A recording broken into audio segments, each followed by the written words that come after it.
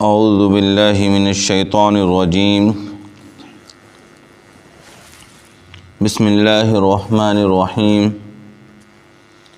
لا يحب اللہ الجہر بالسوء من القول الا من ظلم وکان اللہ سمیعا علیما ان تبدوا خیرا او تخفوه او تعفوا عن سوء فإن اللہ کان عفوا قدیرا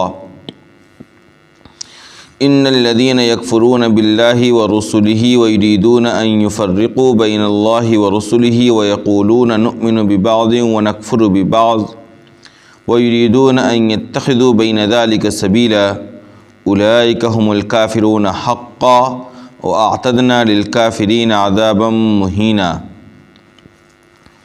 والذين آمنوا بالله ورسله ولم يفرقوا بين احد منهم اولئک سوف یؤتیہم اجورہم وکان اللہ غفورا رحیما۔ اللہ تبارک و تعالی اس بات کو پسند نہیں کرتا کہ کسی کی برائی کو اعلانیہ طور پر بیان کیا جائے، البتہ اس شخص کے لیے اس کی اجازت ہے جس کے اوپر ظلم کیا گیا ہے، اور اللہ تبارک و تعالی ہر چیز کو سننے والا، ہر بات کو جاننے والا ہے۔ اگر تم اعلانیہ طور پر کوئی نیکی کا کام کرو گے، یا یہ کہ تم چھپا کر کرو گے، یا یہ کہ تم کسی برائی کرنے والے کو معاف کر دو گے، تو اللہ تبارک و تعالی معاف کرنے والا ہے، اور قدرت کے باوجود اور جبکہ وہ سزا دینے پر قدرت رکھنے والا ہے۔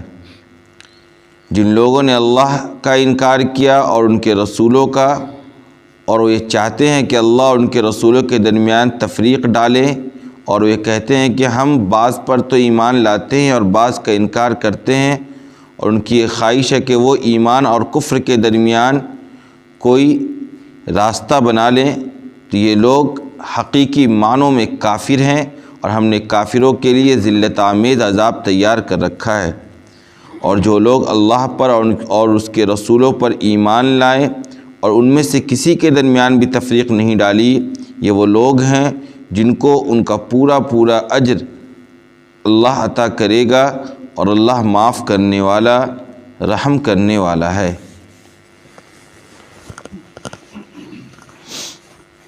چھٹے پاری کی ابتدا ہے۔ اس سے پہلے منافقین کا تذکرہ چل رہا تھا۔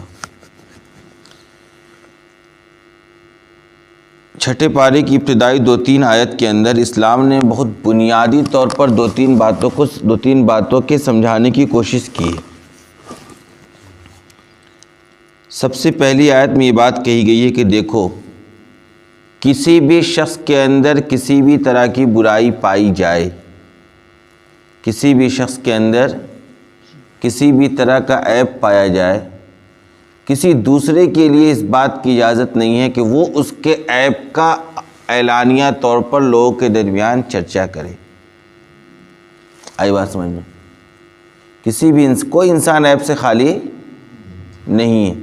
کسی کے عیب سے آپ واقف ہو گئے، کسی کے عیب سے آپ واقف ہو گئے، تو اللہ تبارک و تعالیٰ اس بات کو پسند نہیں کرتا ہے کہ آپ اعلانیہ طور پر ہر مجلس میں، ہر بیٹھک میں، ہر چوراہے پر بیٹھ کر اس برائی کا آپ تذکرہ کریں، اس کو لعن و طعن کریں، اس کی ملامت کریں۔ یعنی کسی انسان کے اندر کوئی برائی ہے، آپ اگر خیر خواہ ہیں تو آپ خاموشی کے ساتھ مل کر اس کی اصلاح کے لیے اس سے گفتگو کر سکتے ہیں، یہ ایک الگ مسئلہ ہے۔ لیکن آپ اعلان کرتے چلتے پھریں چاروں طرف کہ فلاں آدمی کے اندر فلاں عیب ہے، اس کو اللہ تبارک و تعالیٰ پسند نہیں کرتا ہے۔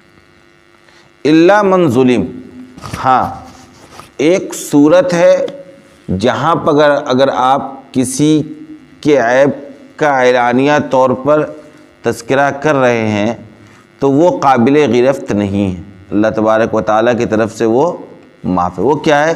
الا من ظلم، مگر یہ کہ کسی شخص کے اوپر ظلم کیا گیا ہے، کسی شخص کے اوپر ظلم کیا گیا ہے، اور آپ مظلوم کی مدد کر رہے ہیں یا مظلوم کے ظلم کی داستان کو بیان کر رہے ہیں، تو جب آپ مظلوم کے حالات کا تذکرہ کریں گے تو لامحالہ اس کے اندر ظالم کے اعمال کا بھی تذکرہ ہوگا، اس کے اندر ظالم کے برے عمل کا بھی تذکرہ ہوگا۔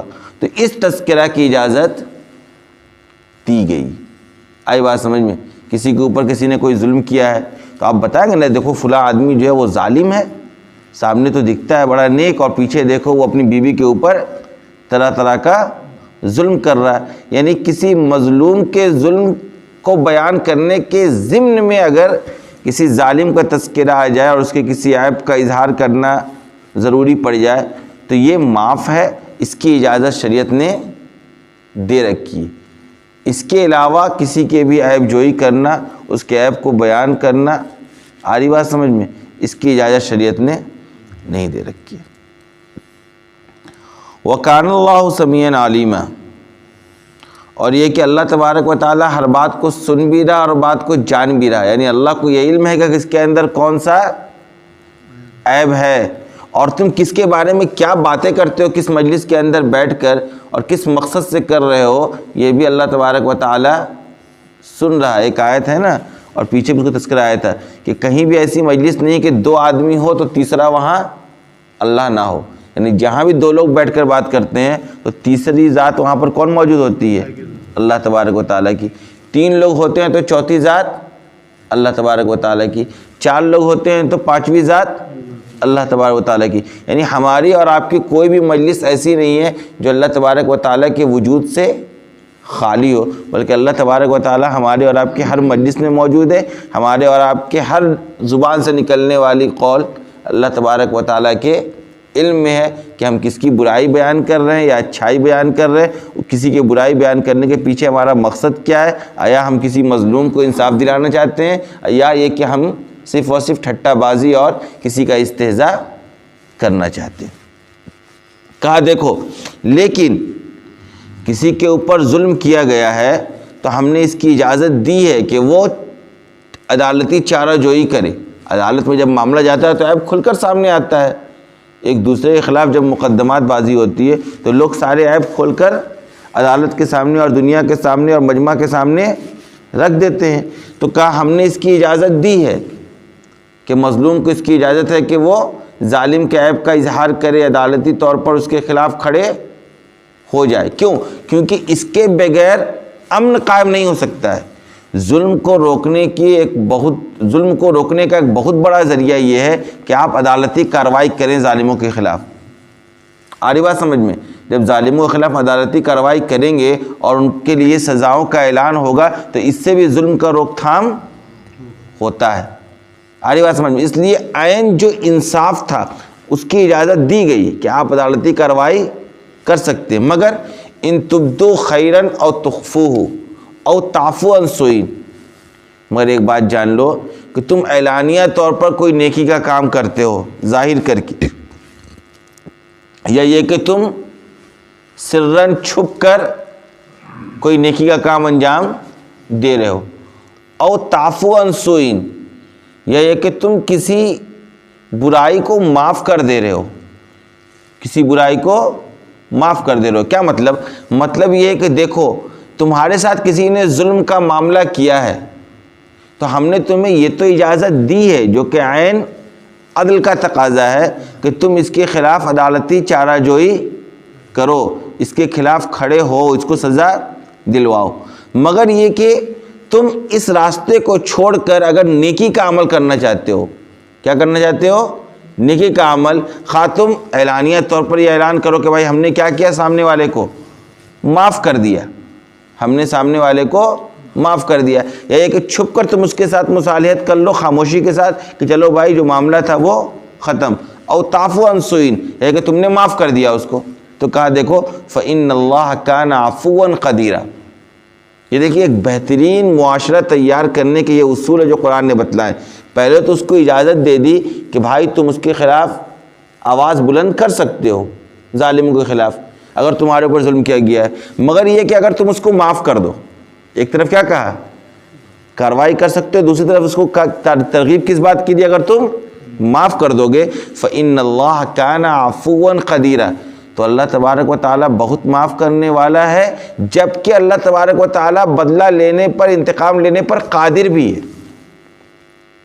اللہ تبارک و تعالیٰ بدلہ لینے پر قادر بھی ہے، انتقام لینے پر قادر بھی ہے، اس کے باوجود اللہ معاف کرنے والا ہے۔ تو تمہارے اختیار میں تو انتقام لینا ہے بھی نہیں، انسان کے اختیار میں ہے کہ وہ مکمل کسی سے انتقام لے لے، یہ اس کے اختیار میں نہیں ہے، تو لہذا تمہیں تو بدرجہ اولا معاف کر دینا چاہیے۔ کیوں؟ اس وجہ سے کہ اس کے علاوہ دوسری آیت میں بات کہی کہ وَإِنْ عَاقَبْتُمْ فَعَاقِبُوا بِمِثْلِ مَا عُوقِبْتُمْ وَلَئِنْ صَبَرْتُمْ فَهُوَ خَيْرٌ لِلصَّابِرِينَ، کہ اگر تم بدلہ لینا چاہتے ہو تو تمہیں بدلے میں اتنا ہی عمل کرنا ہے جتنا اس نے تمہارے ساتھ کیا ہے۔ آئی بات سمجھ میں؟ کسی نے آپ کو ایک ہاتھ مارا ہے تو آپ بھی بدلے میں ایک ہی ہاتھ مار سکتے ہیں، اور جس تیزی کے ساتھ یا جس اسپیڈ کے ساتھ یا جس آہستگی کے ساتھ اس نے آپ کے اوپر ہاتھ چلایا ہے، اسی آہستگی اور اسی تیزی کے ساتھ آپ کو بھی چلانا ہے، ورنہ آپ ظلم کرنے والے ہو جائیں گے، ورنہ آپ یعنی بدلہ لینے کی اجازت دی گئی لیکن اس میں بالکل برابری ہونا چاہیے۔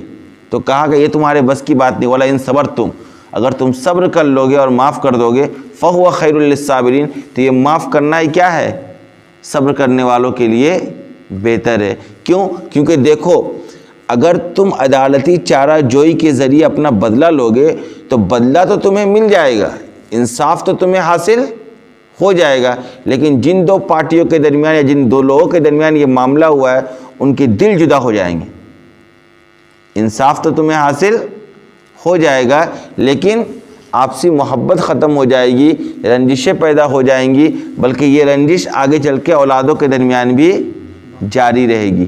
اور اگر تم معاف کر دو گے، اور اگر تم معاف کر دو گے تو قرآن کی آیت ہے فَإِذَا الَّذِي بَيْنَكَ وَبَيْنَهُ عَدَاوَةٌ كَأَنَّهُ وَلِيٌّ حَمِيمٌ، یعنی تمہارے اور سامنے والے کے درمیان انتہائی درجہ کی کیا تھی؟ دشمنی تھی، لیکن تمہارے اس عمل سے، تمہارے معاف کر دینے کی وجہ سے وہی تمہارا ایک دن مخلص اور محبت کرنے والا اور تمہارا محسن اور تمہارا دوست بن جائے گا۔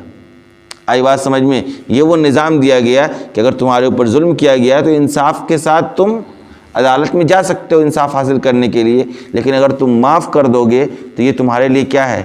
بہتر ہے۔ اور معاف کرنے کا نتیجہ یہ ہوگا کہ تم لوگوں کے دلوں میں اللہ تبارک و تعالیٰ ایک دوسرے کے لیے محبت پیدا کر دے گا، اور تم تو مکمل طریقے سے بدلہ لینے پر قادر بھی نہیں ہو، جبکہ اللہ معاف کرنے والا ہے، جبکہ وہ بدلہ لینے پر ہم اور آپ جو گناہ کر رہے ہیں اس کے بدلہ لینے پر اللہ تبارک و تعالیٰ قادر ہے، لیکن اس کے باوجود جب وہ معاف کر رہا ہے تو ہمیں اور آپ کو وہ بدرجہ اولا اس بات کی ترغیب دے رہا ہے کہ ہمیں بھی کبھی کسی کے ساتھ کوئی معاملہ ہو جائے تو اس کو معاف کر دینا چاہیے، بدلہ لینے کے ہی در پہ نہیں ہونا چاہیے۔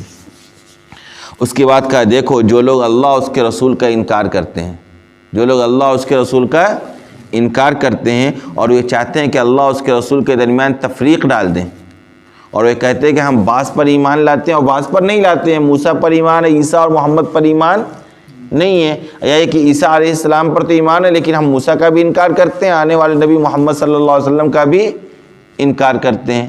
آج بات سمجھ میں؟ یا یہ کہ ہم فلاں انبیاء پر تو ایمان رکھتے ہیں اور فلاں کا ہم انکار کرتے ہیں۔ کہا دیکھو یہ کیا ہے؟ یہ اللہ اس کے رسولوں کے درمیان تفریق پیدا کرنا ہے، اللہ اس کے رسولوں کے درمیان تفریق پیدا کرنا کہا، اور یہ چاہتے ہیں ایسے لوگ یریدون ان یتخذوا بین ذلک سبیلا، کہ ایمان اور کفر کے درمیان ایک بیچ کا راستہ نکال لیں، ایمان اور کفر کے درمیان ایک بیچ کا راستہ نکال لیں کہ بھائی ہم فلاں انبیاء کو مانتے ہیں، اللہ کو مانتے ہیں، اور فلاں نبی اور رسول کا ہم انکار کرنے والے۔ کہا اولئک هم الکافرون حقا، حقیقی معنوں میں یہی لوگ کافر ہیں۔ ایمان صرف اس کا نام نہیں ہے کہ آپ اللہ پر یقین رکھیں اور اس کے رسولوں کا انکار کر دیں، ایمان صرف اس کا نام نہیں ہے کہ آپ اللہ پر یقین رکھیں اور اس کے چند رسولوں کو مانیں، چند رسولوں کا انکار کر دیں، بلکہ ہم لوگ جو پڑھتے ہیں آمنت باللہ و ملائکتہ و کتبہ و رسلہ، یہ رسول کی جمع ہے، یہ سنگولر نہیں پلورل ہے۔ عربی بات سمجھ میں؟ رسول عربی زبان میں یعنی ہم ایمان رکھتے ہیں تمام رسولوں پر، کسی بھی رسول کے درمیان ہم تفریق نہیں کرتے ہیں۔ ہر رسول پر ہمارا یہ ایمان ہے کہ وہ اللہ کے پیغامبر تھے، اللہ نے ان کی ذمہ داری جو کام دی تھی انہوں نے بحسن خوبی اس کام کو انجام دیا اور امانت کو قوم کے حوالے کیا، تبلیغ کا کام مکمل طریقے سے انہوں نے کیا، ذرہ برابر بھی ان کی طرف سے کوتاہی اور کمی نہیں پائی گئی۔ یہ ایمان ہے ہمارا اور آپ کا، اور جو ایسا ایمان لے کے آئے گا وہی قابل قبول ہے۔ اس کے علاوہ دنیا لاکھ کا ہے، اس کے علاوہ کوئی اور طریقہ نہیں ہے اتحاد کا۔ اسلام کسی ایسے اتحاد کا قائل نہیں ہے جہاں ایمان کے تقاضے کو پورا نہ کیا جائے کہ بھائی یہودیوں سے اتحاد کر لو، عیسائیوں سے اتحاد کر لو، فلاں مذہب والوں سے اتحاد کر لو اور مذہبی طور پر عقیدگی کے طور پر اتحاد کر لو، اس کی اجازت نہیں ہے۔ عقیدے میں اتحاد نہیں ہو سکتا ہے، اللہ پر ایمان لانا ہوگا، اللہ کے ساتھ تمام رسولوں پر ایمان لانا ہوگا۔ اگر آپ ایک رسول کے بھی منکر ہیں تو آپ کا اور ہمارا ساتھ نہیں چل سکتا ہے۔ باقی رواداری، بھائی چارگی، حسن اخلاق، اس کی تعلیم اسلام نے الگ جگہ پر دی ہے، لیکن ایمان کو لے کر یہ سختی برتی ہے کہ جو لوگ بھی ایسا کریں گے اور رسولوں کے درمیان تفریق پیدا کریں گے، اولئک هم الکافرون حقا، یہی لوگ حقیقی معنوں میں کافر ہیں۔ واعتدنا للکافرین عذابا مہینا، اور کافروں کے لیے ہم نے ذلت آمیز عذاب تیار کر رکھا ہے، ایسے لوگوں کو ہم بخشیں گے نہیں۔ ایسے لوگوں کو قرآن کی پیچھے آیت آئی، ان اللہ لا یغفر ان یشرک بہ ویغفر ما دون ذلک لمن یشاء، اللہ صرف اس بات کو معاف نہیں کرتا کہ اس کے ساتھ کسی کو شریک ٹھہرایا جائے، اس کے علاوہ اللہ جو بھی چاہے گا گناہ معاف کر دے گا۔ کفر کو، شرک کو اللہ تبارک و تعالیٰ معاف نہیں کرتا، اس کے علاوہ سارے گناہوں کو اللہ چاہے تو بغیر توبہ کے بھی معاف کر دے، اپنے فضل اور کرم سے سامنے والے کے توبہ کی درخواست کے بغیر بھی معاف کر دے، لیکن ان اعمال کو اللہ تبارک و تعالیٰ معاف کرنے والا نہیں ہے۔ ایسے لوگوں کے لیے اللہ نے کیا کر رکھا ہے؟ ذلت آمیز عذاب تیار کر رکھا۔ کہا لیکن والذین آمنوا، اس کے برخلاف والذین آمنوا باللہ ورسلہ ولم یفرقوا بین احد منہم، جو لوگ اللہ پر ایمان رکھتے ہیں، اس کے تمام رسولوں پر ایمان رکھتے ہیں اور ان میں سے کسی کے درمیان بھی کسی قسم کا تفریق نہیں کرتے ہیں۔ ہمارا جیسا ایمان آپ صلی اللہ علیہ وسلم پر ہے ویسا ایمان آپ سے پہلے بھیجے ہوئے تمام انبیاء کرام پر بھی ہے۔ ہم تمام کو رسول مانتے ہیں، تمام کو اللہ تبارک و تعالیٰ کا بھیجا ہوا برحق بندہ اور برحق پیغامبر مانتے ہیں۔ یہ ہمارا اور آپ کا عقیدہ ہے۔ جو لوگ ایسا کرتے ہیں اولئک سوف یؤتیہم اجورہم، تو ایسے لوگوں کو اللہ تبارک و تعالیٰ ان کا اجر دے گا، ان کا یہ عمل ضائع ہونے والا نہیں ہے۔ وکان اللہ غفور الرحیم، اور ان عقیدوں کے ساتھ اگر کچھ غلطیاں ہو جاتی ہیں، کچھ گناہ ہو جاتے ہیں تو اللہ تبارک و تعالیٰ ان سب کو معاف کرنے والا اور رحم کرنے والا ہے۔ مدار نجات ایمان ہے اپنے پورے تقاضے کے ساتھ، ایمان اللہ پر، اس کے رسولوں پر، اس کی کتابوں پر، اس کے فرشتوں پر، قیامت کے دن پر، جو ہمارا ایمان مجمل ایمان مفصل میں پڑھتے ہیں نا، آمنت باللہ وملائکتہ وکتبہ ورسلہ والیوم الآخر والقدر خیرہ وشرہ من اللہ تعالی والبعث بعد الموت، کہ ہم اللہ پر ایمان رکھتے ہیں، اس کے تمام فرشتوں پر، اس کے تمام رسولوں پر، اس کی تمام کتابوں پر، قیامت کے دن پر، موت دوبارہ زندہ کیے جانے پر، ہر طرح کی تقدیر پر، خواہ وہ اچھی تقدیر ہو یا بری تقدیر ہو، ان تمام پر کیا ہے ہمارا اور آپ کا ایمان ہے۔ جو اس طریقے سے ایمان لے کر آئے گا اسی کو نجات حاصل ہوگی۔ اس کے علاوہ اگر ذرہ برابر بھی کسی میں کے ایمان میں کچھ کمی ہوگی تو وہ قابل قبول نہیں ہوگا۔ ہاں، ان تقاضوں کو پورا کرتے ہوئے کوئی ایمان لے کے آئے گا، ساتھ میں کچھ گناہ بھی ہوں گے، کچھ کوتاہیاں اور کمیاں بھی رہی ہوں گی۔ وکان اللہ غفور الرحیم، اللہ بہت معاف کرنے والا اور رحم کرنے والا۔ اللہ اپنے فضل اور کرم سے چاہے گا تو ان گناہوں کو معاف کر کے اس کو دائمی جنت کا مستحق بنا دے گا۔ وآخر دعوانا الحمد للہ۔